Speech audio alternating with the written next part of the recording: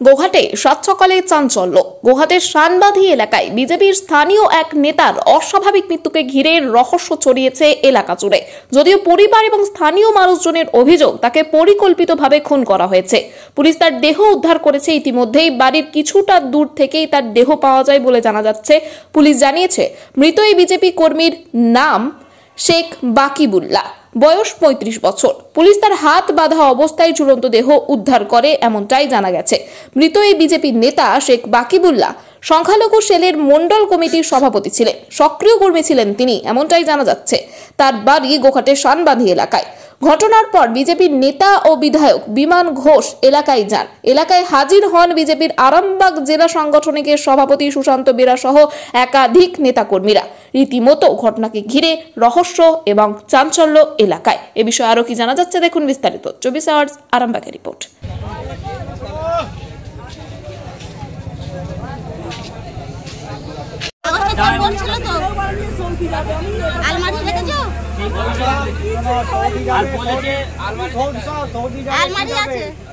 আমি সকালে এখানেরই একজন আমাকে ফোনটা করে 7টার পরে, খবর পেয়েই আমি এখনই আসি। এসে যে অবস্থায় দেখছি আমার মনে হয় এটা একটা অস্বাভাবিক ঘটনা। কি অবস্থায় দেখলেন? কেউ কখনো হাত বাঁধা অবস্থায় নিজের গলায় দড়ি দিতেও পারে না, আর ওইভাবে হতেও পারে না। ঘটনাটা একেবারেই অস্বাভাবিক। আমার ধারণা এটা একটা প্ল্যান্ড মার্ডার। পুলিশ প্রশাসনের কাছে অবশ্যই একটা দাবি রাখব যে আমার ভারতীয় জনতা পার্টির একজন সক্রিয় কর্মী এবং সংখ্যালঘু মোর্চার উনি মণ্ডল প্রেসিডেন্ট। ওকে খুব ভালোভাবে ওকে সাজিশ করে মারা হয়েছে, ঠিক আছে, বাড়ি থেকে ডেকে নিয়ে। ও দেশে তো একটা আমাদের জমি জায়গা নিয়ে একটা দেশের গ্রামের মধ্যে লট আছে, সেই বিষয়তে ও একটু খুব ওই বিচার করে আর কি। ওর পেছনে লোক আছে, ওকে 16 আনার সদস্য, সেই কারণে একটা রাগ আছে ওর উপরে। দ্বিতীয় কথা বিজেপি করে বলে, সেই কারণে ওকে ওর উপরে রাগ, ঠিক আছে। অনেকবার ওকে মারার চেষ্টা হয়েছে, তার বিরুদ্ধে আমি অনেকবার ওকে বাঁচিয়েছি। অনেকবার আমাকে বাইরে থেকে আসতে হয়েছে ওকে বাঁচাবার জন্যে।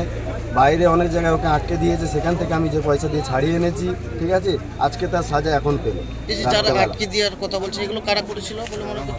এগুলো তোমার করেছিল ওই খানাকুলে কারা করেছিল কিছু জানতে পেরেছিলেন?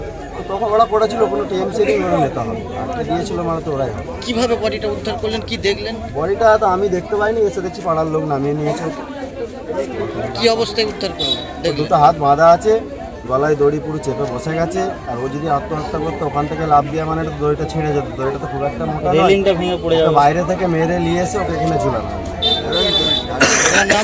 আমার নাম শেখ বসির। পুলিশ কি বলছে? পুলিশ 3 ঘন্টা পর এসছে। চারটের সময় খবর পাওয়া গেছে, ওদিকে দেওয়া হয়েছে। এখন 7টা বাজে, 7টার সময় ওরা এসছে লাস্ট তুলতে। এসেই ওরা লাস্ট তুলতে এসছে। আমরা চাই না লাস্ট তুলুক, যেহেতু একটা পদে আছে, সে পদে যারা উচ্চ স্তরে আছে তারা আসুক। তারা কি বলতে চাই, আমরা ঝামেলাও করবো না পুলিশের সাথে, কারোর সাথে ঝামেলা করবো না। আমরা জানতে চাই যে কী কারণে মারা হয়েছে, কিসের জন্য মারা হয়েছে, কে মেরেছে। এর মধ্যে তো আরও কেউ জড়িত থাকতে পারে। এটা পূর্ব পরিকল্পিত। বিজেপি কর্মী খুব অ্যাক্টিভ কর্মী ছিল, এখানকার মানুষের পাশে ছিলেন। যেভাবে ওকে হাতে দড়ি বেঁধে নৃশংসভাবে হত্যা করা হয়েছে, আর এর তীব্র ধিক্কার জানাচ্ছি আমরা। যেভাবে দুষ্কৃতীদের দ্বারা এই কাজ করা হয়েছে, এই নিন্দনীয় ঘটনা, এর অবিলম্বে প্রতিবাদ দরকার। তার সাথে সাথে যারা এই কাজ করেছে, আমি এখানে দাঁড়িয়ে বলে যাচ্ছি, তারা যাতে উপযুক্ত শাস্তি পায় তার ব্যবস্থা করব।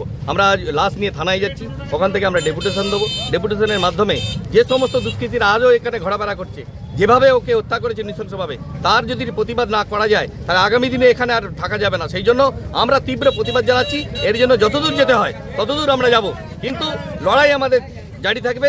আমরা এর উপযুক্ত শাস্তি যতক্ষণ না উপযুক্ত শাস্তি পাচ্ছে ততক্ষণ আমরা আর এই কাজ করে যাব।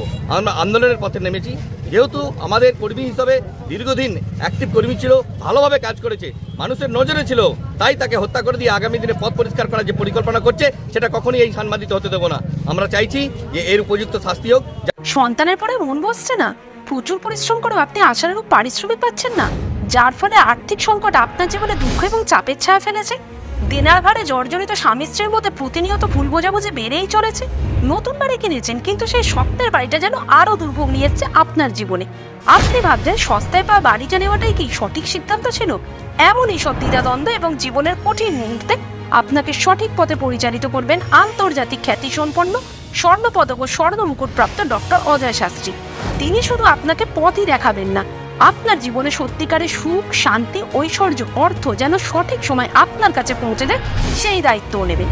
তাঁর অভিজ্ঞতা এবং জ্ঞানের আলোতে আপনার জীবন হয়ে উঠতে পারে নিরুদ্বেগ ও সমৃদ্ধির পথে ধাবমান। তাই আর দেরি নয়, স্ক্রিনে দেওয়া নাম্বারে এখনই ফোন করে ডক্টর অজয় শাস্ত্রীর সাথে যোগাযোগ করুন। কে জানেন, হয়তো একটি মাত্র ফোনই আপনার জীবনকে বদলে দিতে পারে।